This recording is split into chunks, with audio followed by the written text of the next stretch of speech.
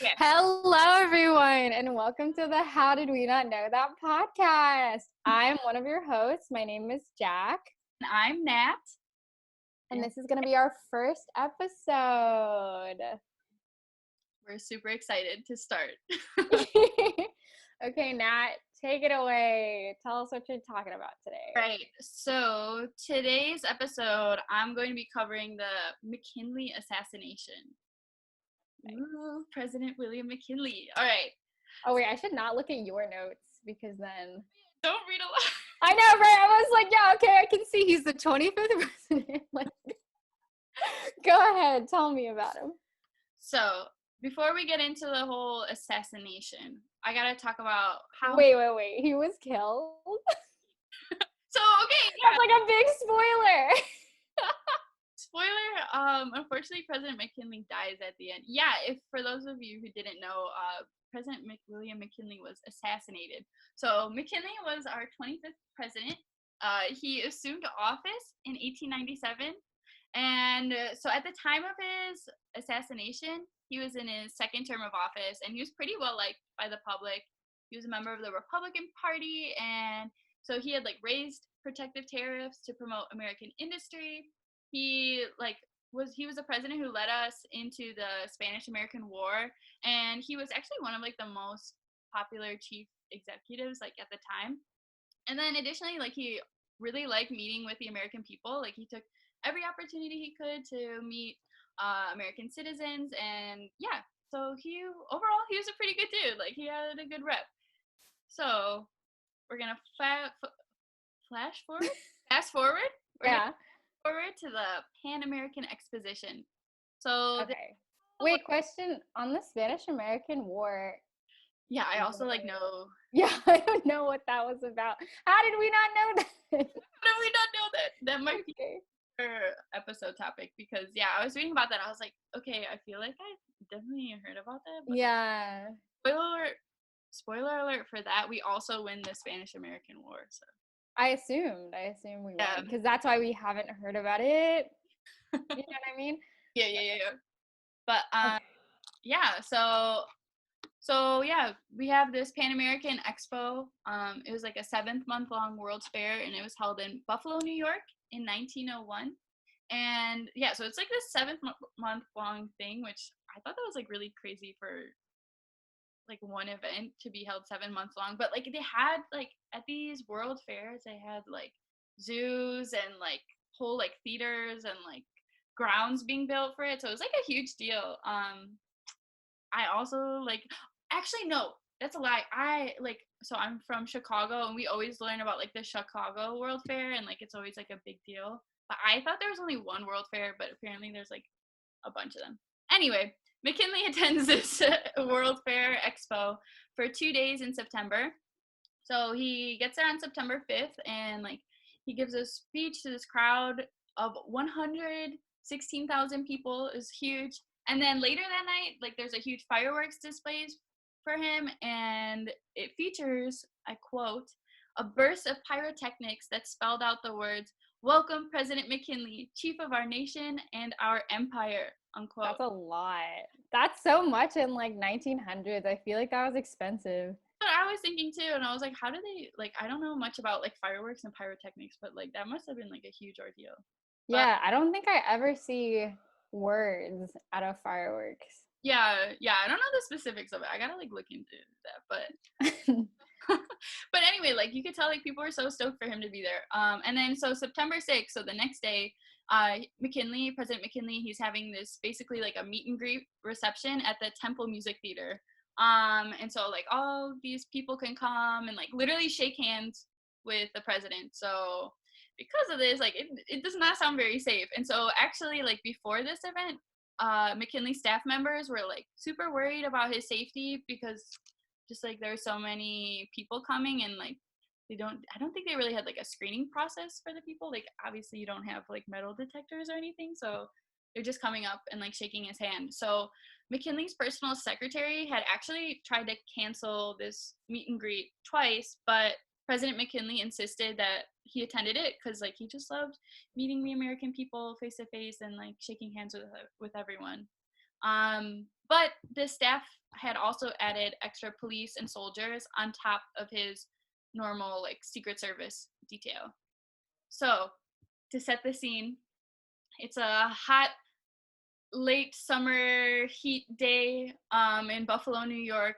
There's a huge line of people waiting for this reception, standing outside the Temple Music Theater. And at the front of this line is a man named Leon Chou, which I hope I'm pronouncing it right. I like looked it up so many times. What like country of origin is that? Yeah, so he's actually a Polish immigrant. So yeah, I believe it's pronounced Chałgosz. We're gonna call him Leon from now on. Okay. I'm like, Chałgosz. He sounds. Is this the guy who kills him? Is this? You gotta wait. Sounds like a murderer. Yeah. No, Leon's not. He's not a good guy. So let me tell you a little bit more about Leon. So he's 28 years old. He's really young. He's also a self-proclaimed anarchist. He's described by others as shy and brooding. I'm not sure who said that, but yeah. And so he's a Polish immigrant, and he was a former steel worker. Later, though, he was unemployed. So that kind of caused him like grievances about the whole government.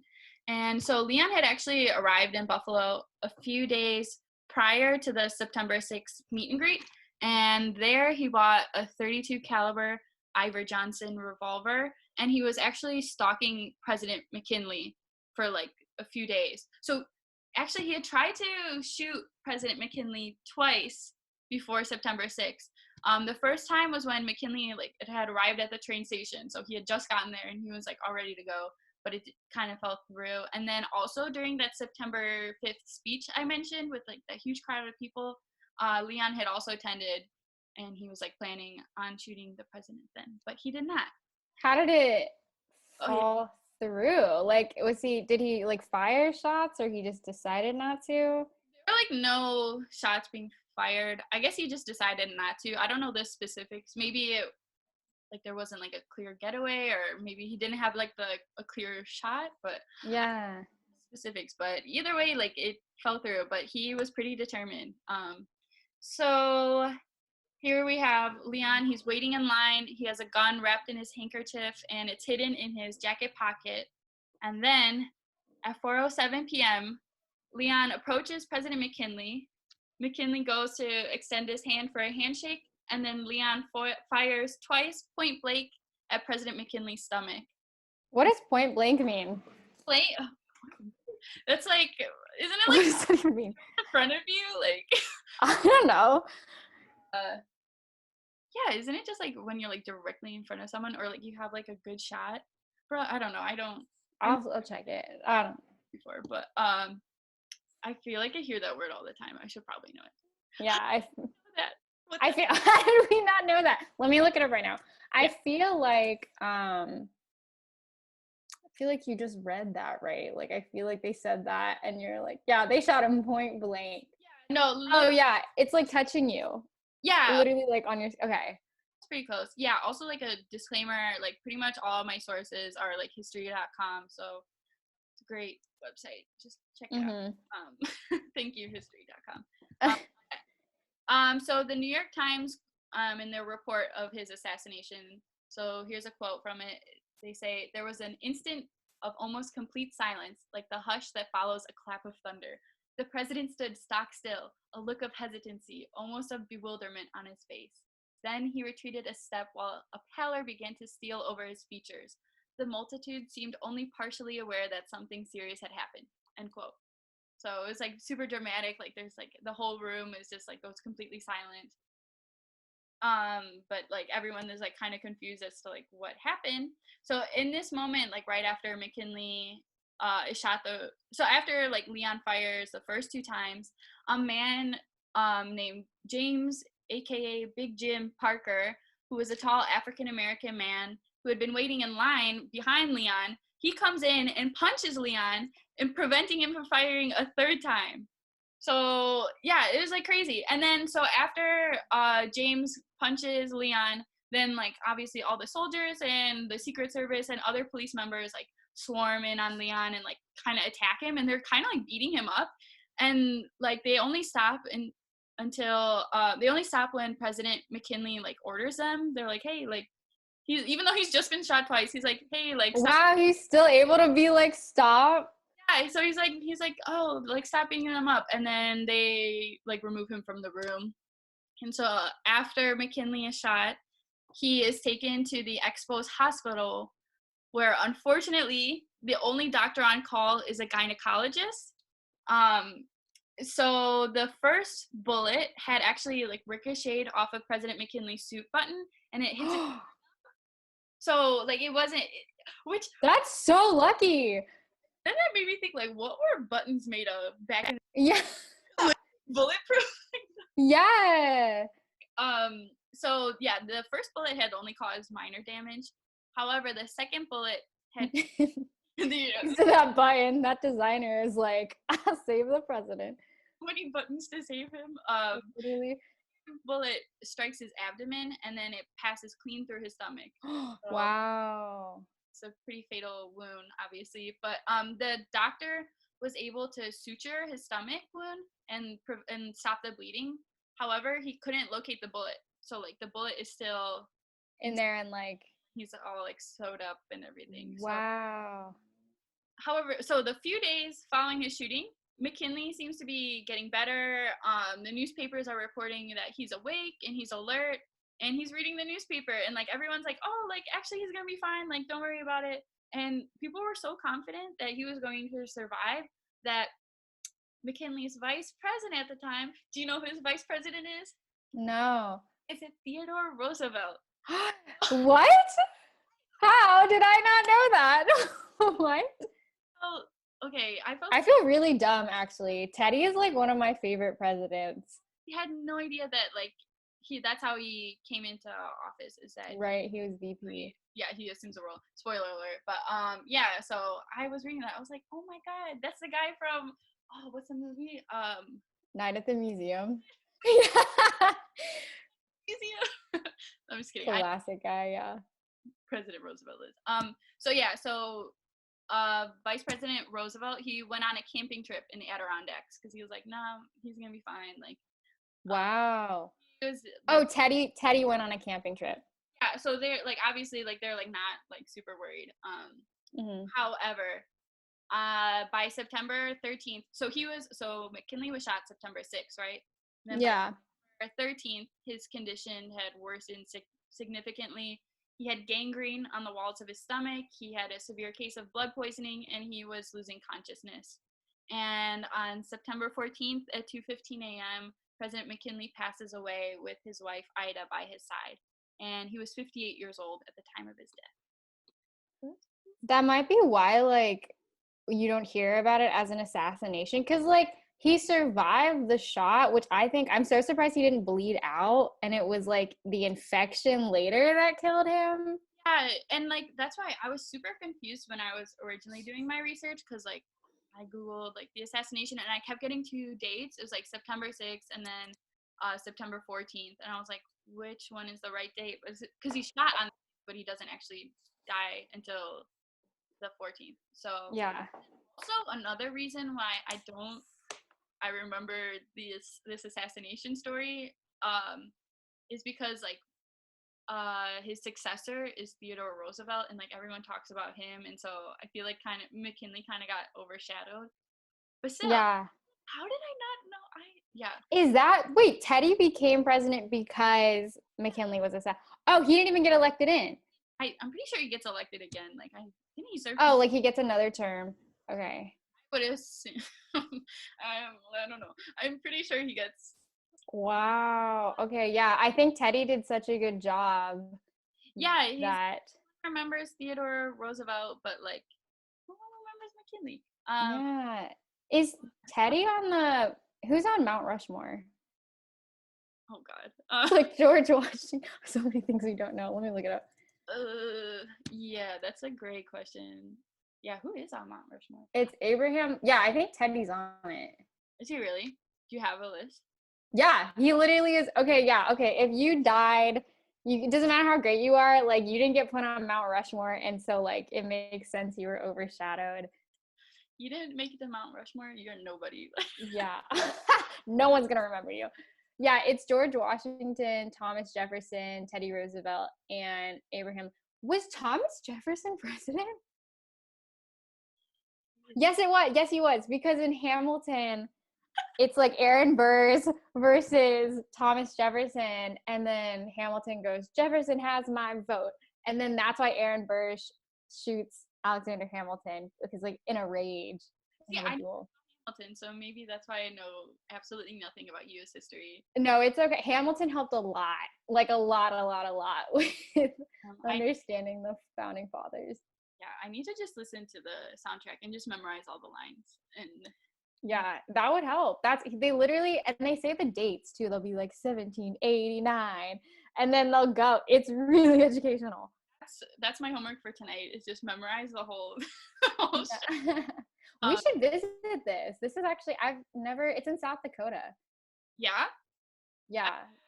Yeah. After quarantine, let's go on a trip. Right. Okay. Road trip to South Dakota. So speaking of South Dakota, no, just kidding. This has no relation. To Leon's sentencing. So okay. Leon, his trial begins September 23rd. And during the trial, Leon says that his motive in shooting the president was to contribute to the anarchist cause. And so I have two quotes from Leon. So the first one is, I don't believe in the Republican form of government, and I don't believe we should have any rulers. It is right to kill them, end quote. And then I got a second quote from him. It says, it was in my heart. There was no escape for me. All those people seemed bowing to the great ruler. I made up my mind to kill that ruler, end quote. So, yeah, he was not happy. Yeah. And so he actually acted alone in this assassination. And there's also quite a lot of evidence saying that he was more mentally ill rather than politically motivated. So that's another issue. And then 3 days after his trial begins, Leon is found guilty and sentenced to death.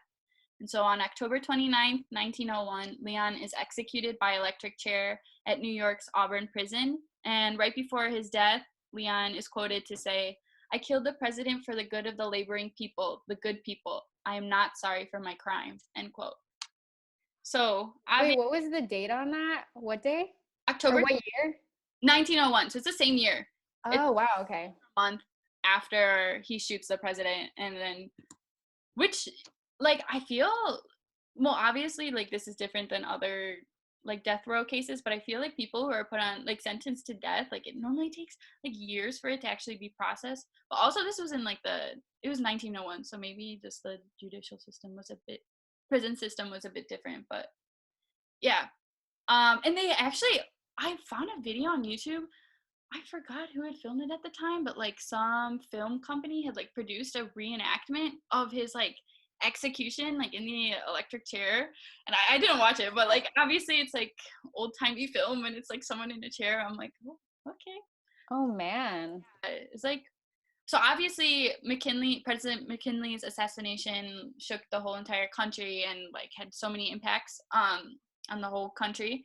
And so in like specifically to the anarchist movement, Leon was part of the anarchist movement. Even though he acted alone, the assassination led to multiple arrests of other political radicals. One of these is a woman by the name of Emma Goldman, who was an anarchist whose speeches Leon had cited frequently. And so a lot of people are arrested in the name of like preventing like for future growth of the anarchist movement. And this detail I really didn't know a lot about, but McKinley's assassination had like a huge impact on the Secret Service. So before President McKinley's assassination, security for the president was super duper chill. So the Secret Service was it was created in 1865 as a branch of the Treasury Department, and it was created in order to investigate counterfeit currency. And it wasn't until 1894 when President Grover Cleveland started having the agents like work as a security detail on a part-time basis. However, President McKinley was the third president to be assassinated over a 36-year period. So this is including Abraham Lincoln, and then James Garfield. I also did not know President James Garfield was shot? What? was also shot and assassinated. Maybe that's another future episode. We should just get. Yeah, I honestly know nothing about James Garfield. Like, Yeah, couldn't tell you. have no idea. So he was unfortunately assassinated as well. And then, so there are 4 presidents in total who have been assassinated. So Lincoln, Garfield, McKinley, and then John F. Kennedy. Wow. So in my head, you always know like Lincoln, JFK, but Because Lincoln was the first one. Yeah. So I guess, I'm not sure why the other 2 guys kind of got forgotten, but it's pretty. Yeah. Yeah. I think, I don't know. I feel like, who's your favorite president? I feel like I always say Lincoln. Yeah. I feel like I think it's Lincoln too for me. And like I asked my dad this and he was like, who else? The greatest president who ever lived, Abraham Lincoln. And honestly, like the more we study about history, I know we're just getting into it, but like Abraham Lincoln did a lot. A lot. And like, I think, like in school, like we always learn about Lincoln. I was like, oh my gosh, why are we like focusing on him so much? But then you compare him to other presidents, like he changed the country like so much. And and he led through the Civil War, which I didn't understand this till I started to look at coronavirus stats for like deaths. And the Civil War was like, we lost, I think, the most Americans in the Civil War. There's like Vietnam War. I think where coronavirus cases are like more than the Americans who have died in the Vietnam War. And then there's like, the next one's like one of the world wars, I think. And then the most, I'm pretty sure, is the Civil War. Really? So today, like we have a lot of people dying. And remember, the population was not as big when the Civil War was going on. So if that many people died, and Abraham Lincoln was like, we are having this, like, no, we cannot have, like, slavery needs to end. Like, this is, like, he had to go through so much to lead the country through that. I can't even imagine. I love Lincoln. Right. Me too. And he, like, did that. He did what he believed, like, was right, despite half of the country, like, going to war. Yeah, it's insane. And it's really inspiring. We also love Lincoln. Although I think he was like actually born in like Maryland or something, but like he grew up in Illinois. I don't know. We have like a bunch of stuff. Yeah. Lincoln. Yeah, I know. He's great. I'm a big fan. Remember President McKinley because right. I think McKinley's from Ohio. I'm pretty sure there's like a thing. It starts with a C. Canton. Oh my gosh, is he from? Yeah, no, Canton, Ohio. I'm pretty sure because it was a field trip when I was in like middle school, as we went to his memorial, and I was like, oh, we had a president, but I had no idea like his significance, what he did. I feel like there's been a lot of presidents from Ohio. There are actually. There's a lot of astronauts and a lot of presidents. John Glenn. So we should definitely remember McKinley because he also like his assassination obviously had this huge impact on creating like what we know as like the modern Secret Service. So let me talk a little bit more about that. So at the time, the U.S. was just starting to emerge as an imperial power, and national leaders all around the world were starting to become more concerned about threats from not only inside their own country but outside as well. So this is when like foreigners, like I guess before, this is not true, but like I guess in terms of like American presidencies, like maybe they weren't as concerned about like threats from foreign nationals. So I guess after McKinley, because even though Leon was an American citizen, like he had a foreign sounding name and he had immigrated from Poland. So like people started to become really worried about threats from outside of the US. And then also anarchy at this time was a huge threat, or at least was perceived to be as a huge threat. Theodore Roosevelt was actually quoted to say, when compared with the suppression of anarchy, every other question sinks into insignificance, unquote. So like at the time, like everyone was really freaking out about anarchists and like overthrowing the country. So after President McKinley's assassination, Congress assigned full protection of acting presidents, and the Secret Service became the president's permanent and dedicated security detail. So that's why we have the Secret Service today, and that's why it looks like that. Nice. And then, oh yeah, Wait, question. So anarchy, is that just the belief that there shouldn't be like a central, there should be like no government? Okay. they just want no government. They want it to be like You just do whatever you want. just So no laws. yeah, literally like no laws, no currency, no government, just Okay. Interesting. yeah. Also, fact check, because we said he's from Canton. Yeah, William McKinley is actually, I just checked it, he's from Niles, Ohio. But his memorial is in Canton. 99% sure.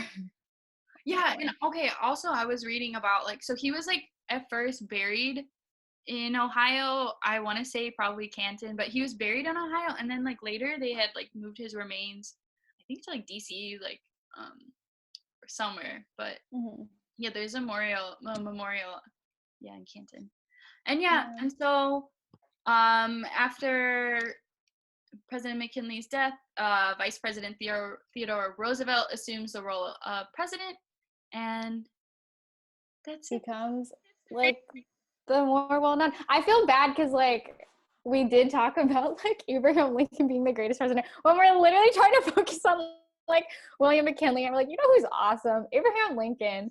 I don't remember President McKinley's assassination. Oh, also I love Lincoln. I love Lincoln so much, and like Teddy was so great. He's on Mount Rushmore. Like, didn't even. Oh my gosh! Like he was a night at the museum. I didn't see him, McKinley. That's true. President McKinley. Yeah, Teddy dates Sacagawea in the night. Right, which is not true. That did not happen.